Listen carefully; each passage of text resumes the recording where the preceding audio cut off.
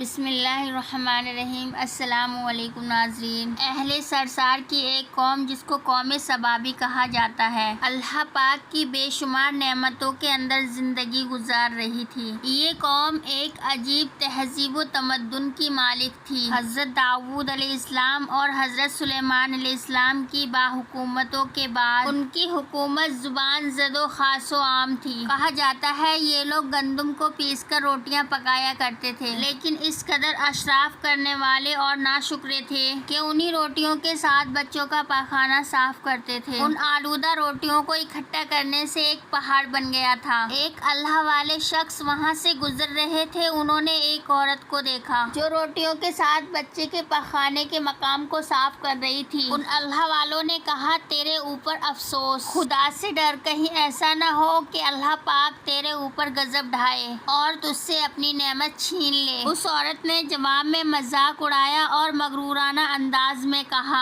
جاؤ اپنا کام کرو، تم مجھے بھوک سے ڈرا رہے ہو؟ جب تک سرسار جاری ہے مجھے بھوک سے کسی قسم کا خوف نہیں ہے۔ کوئی زیادہ عرصہ بھی نہیں گزرا تھا اس بات کو ہوس باز اور اسراف باز لوگوں پر اللہ نے اپنا غضب نازل کیا۔ پانی جو کہ زندگی کی بنیاد ہے ان لوگوں سے وہ چھین لیا تھا۔ قحط نازل ہوا۔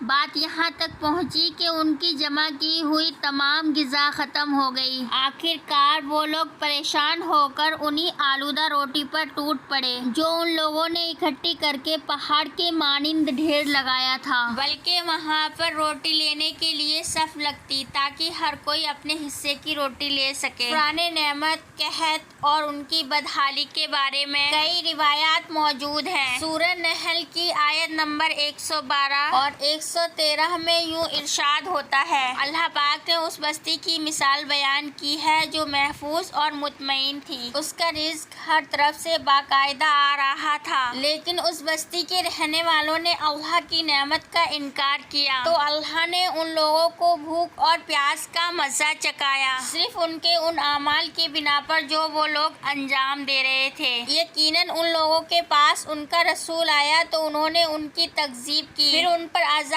آ پہنچا کیونکہ یہ سب ظلم کرنے والے تھے۔ اسی قوم سبا کے بارے میں ایک اور واقعہ بیان ہوتا ہے۔ ان لوگوں نے اپنی زراعت کو بہتر طور پر کاشت کرنے کے لیے پانی جمع کرنے کے لیے بلخ کے دو پہاڑوں کے درمیان ایک بہت بڑا بند معرب تعمیر کیا تھا۔ سوراخ اور دوسرے پہاڑوں سے گزرا ہوا پانی وہاں پر آ کر بہت زیادہ تعداد میں جمع ہو جاتا تھا۔ قوم سبا نے اس پانی کا صحیح استعمال کرتے ہوئے اس سرزمین پر بہت سارے خوبصورت باغات لگائے اور کھیتی باڑی کو سر انجام دیا۔ ان باغاتوں کے درخت کی شاخیں اس قدر پھلوں سے لدی ہوئی ہوتی تھی، کہا جاتا ہے کہ کوئی شخص اس درخت کے نیچے سے ٹوکری لے کر گزرتا، اس درخت کے پھل خود پہ خود گرنا شروع ہو جاتے اور ٹوکری پھلوں سے بھر جاتی۔ اس قوم کی بہت ساری بستیاں اور گاؤں تھے جو آپس میں جڑے ہوئے تھے، لیکن نعمتوں کی کثرت نے انہیں شکر کرنے کی بجائے سرکش اور غافل کر دیا تھا، یہاں تک کہ ان کے درمیان بہت بڑا تفریقاتی نظام وجود میں آ چکا تھا۔ ان لوگوں میں سے صاحب اختیار اور طاقتور لوگوں نے کمزور لوگوں پر ظلم کرنا شروع کر دیا تھا، یہاں تک کہ ان لوگوں نے خدا سے ایک احمقانہ التجا کی جس کا ذکر